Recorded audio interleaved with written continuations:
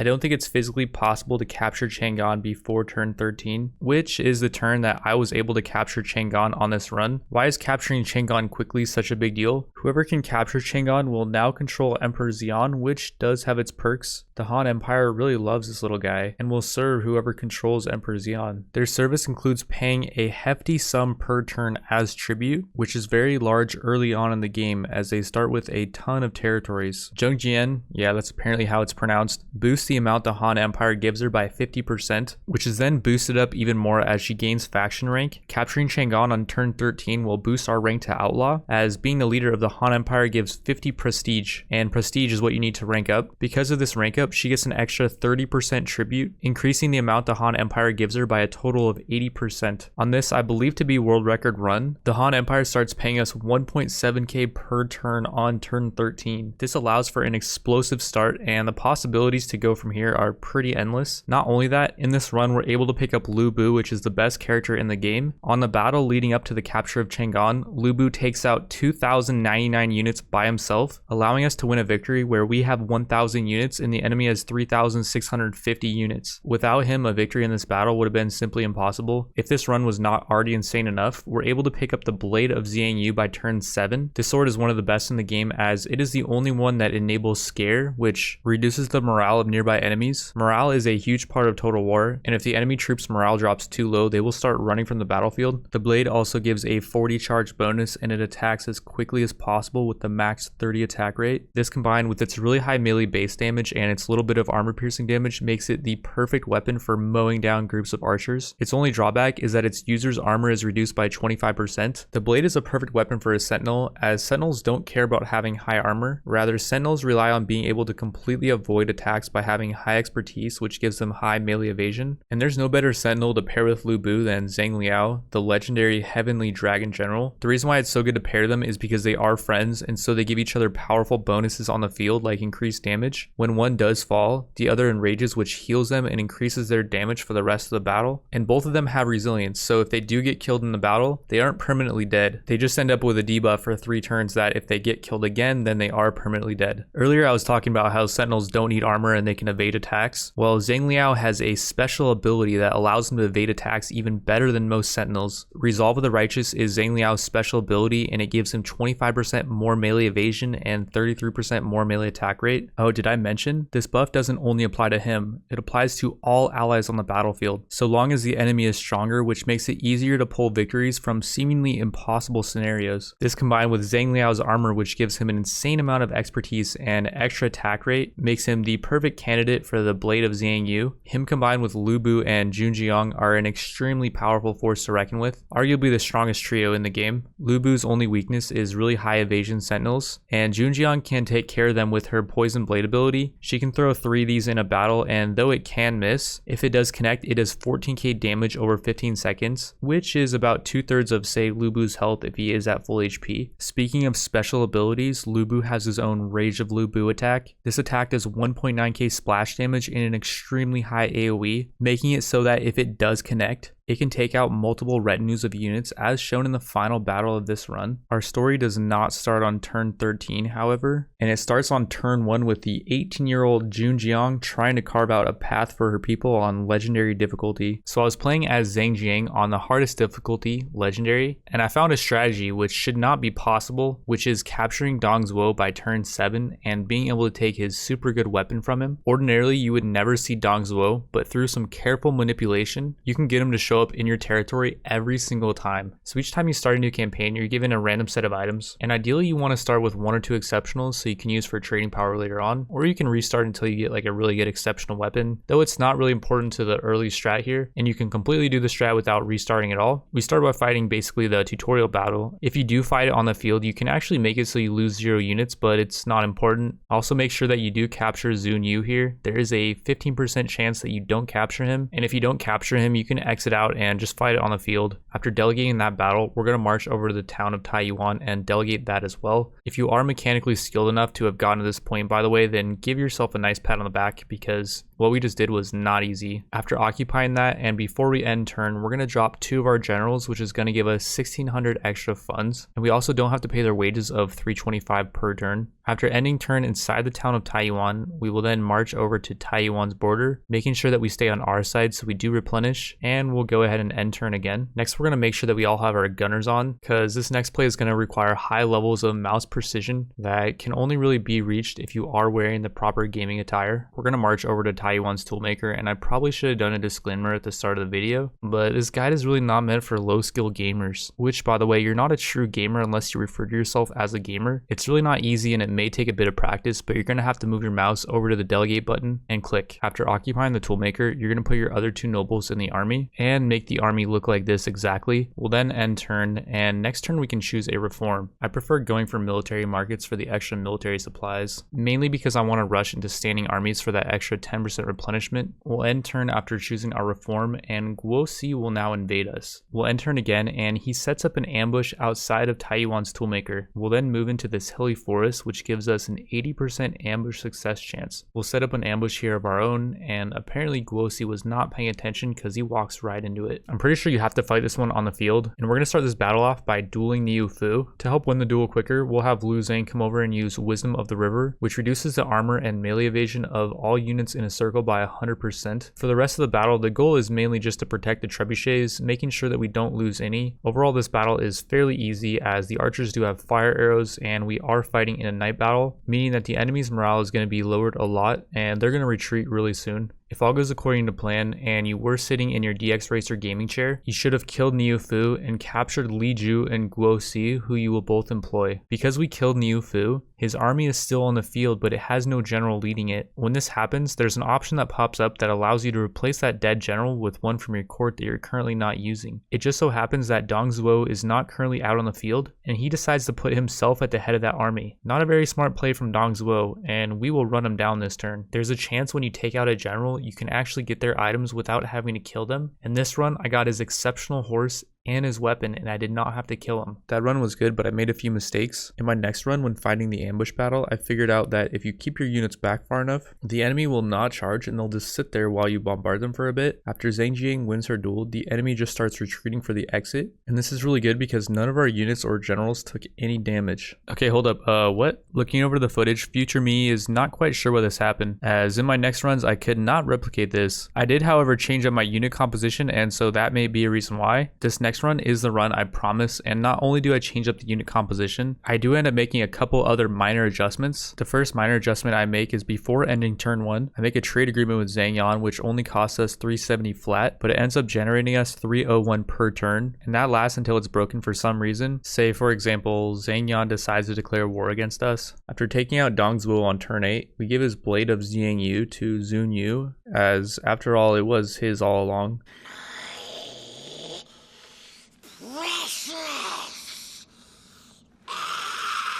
The sword causes whoever's carrying it to make this face in combat, and though Zun Yu is a strategist, and strategists really aren't all that good in combat, he now scares enemies around him, reducing their morale and making it so they rout easier. Not only that, the weapon's high damage will help us kill the enemy's general quicker in the next battle. On a lot of my runs, I was getting this trend where I could not reach Dong Zhuo on turn 7. After I end turn, he just marches away and I can't catch up to him. So on this run, the chosen run, I decided to set up the ambush in this hilly grassland which only has a 50% ambush success chance. The ambush does succeed, which is good because I think if it fails, it is run over, as Guosi will now have the option to run away. This was also the first time testing out a new unit composition, which ends up making this battle easier as we have 4 spear guards which counter their cavalry, and we now have 6 archers which demolish their units because they have no shields. I also was careful not to get too many units, as Guosi will not invade if we have too many units, which is bad not only because we won't be able to capture Dong Zhuo this turn, execute him, and take his weapon from him like we did in this run. Guosi will retreat back to Hedong and fill up with a full army, making it much more difficult and maybe impossible to capture Hedong, which is what we're about to do. We don't have a whole lot of movement left this turn, and either I could have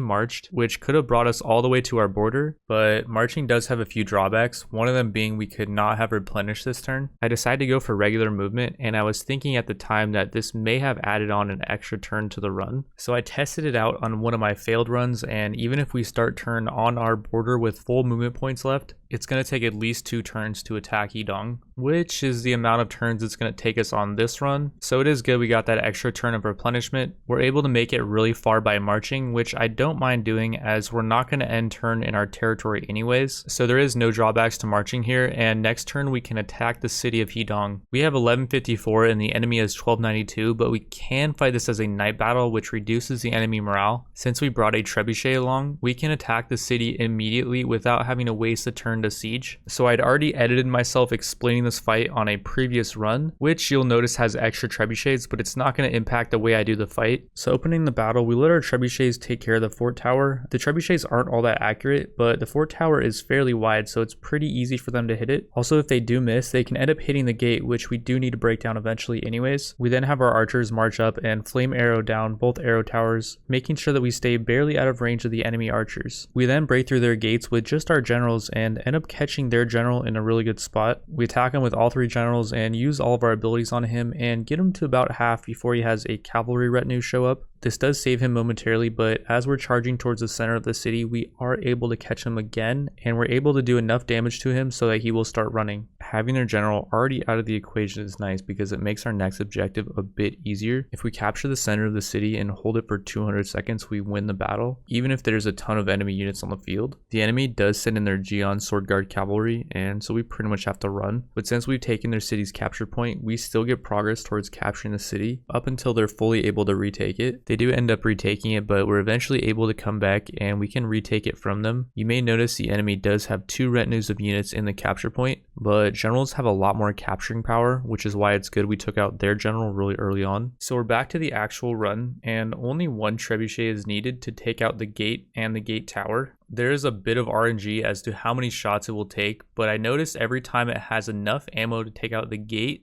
tower, and destroy a hole in the wall, which will be good for later. On this run, I was nearly able to combo their general from 100 to 0 in 1 combo, which is hard to see as there are buffs covering his HP and I'm moving the camera. Because we now have spear guards with shields and a lot of bowmen, we're able to send them over to the hole in the wall as a distraction, and the enemy is completely preoccupied with them while our generals capture the city. We then loot and occupy the city, and we choose a reform going down the path I mentioned earlier and end turn. We then start off the next turn by giving away the territory we just conquered, Hedong, over to Dongmin, as well as a refined item and a little bit of cash per turn. This is all to make peace with him so that we can do our next big play, which is marry Lu Bu to Zheng Jiang. We promise to pay him 1130 per turn for 10 turns, which, by the way, he will see none of. Both of our strategist chess piece and a crappy common item, plus a flat sum of 98, and Lu Bu is now ours. Because Lu Bu is level 7, he requires a promotion, and so we will make him the heir. This is really going to piss off Lu Zhang, who was the previous heir, and she will leave us next turn. She won't get a chance to leave us, however, as we're going to make sure she dies in the battle to retake Hedong.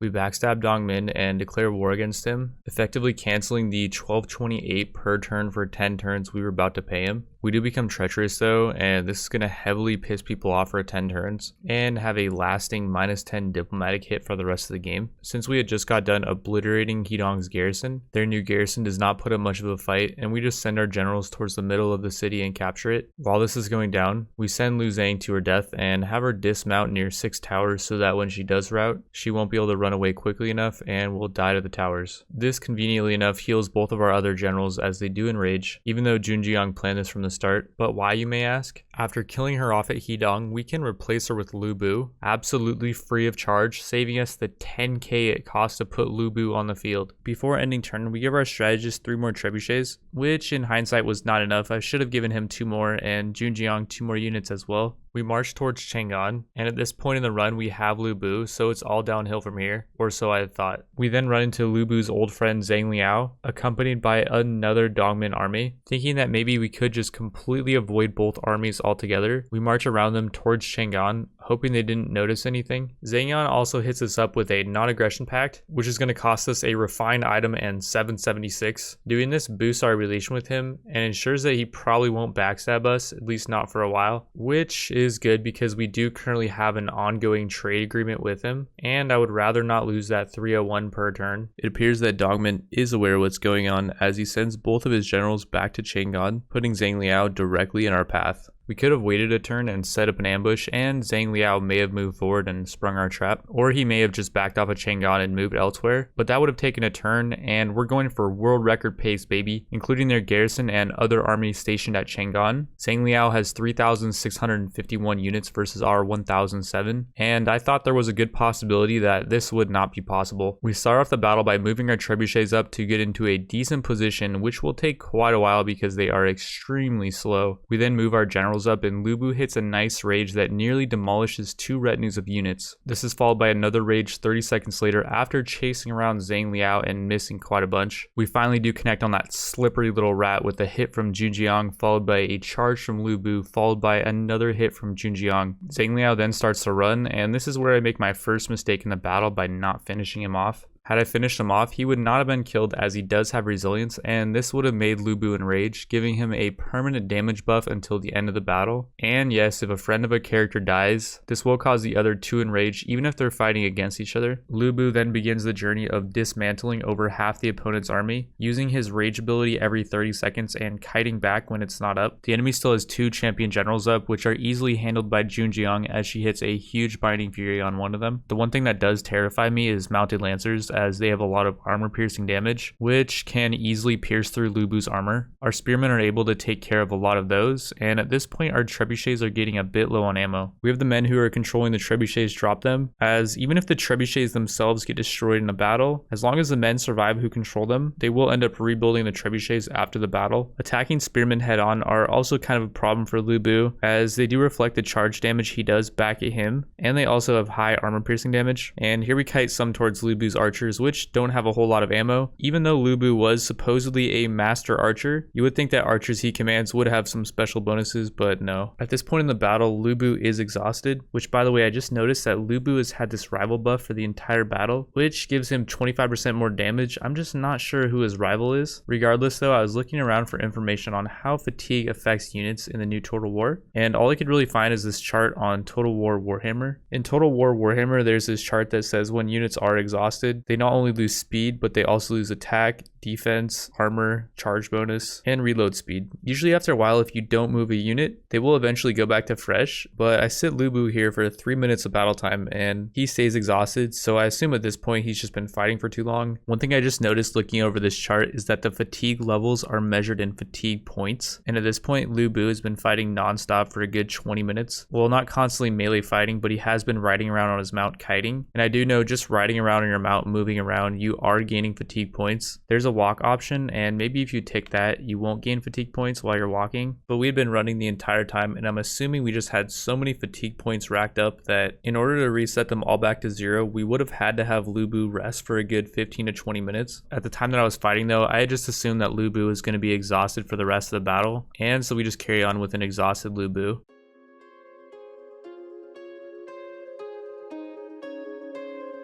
The enemy warriors are running! Ha!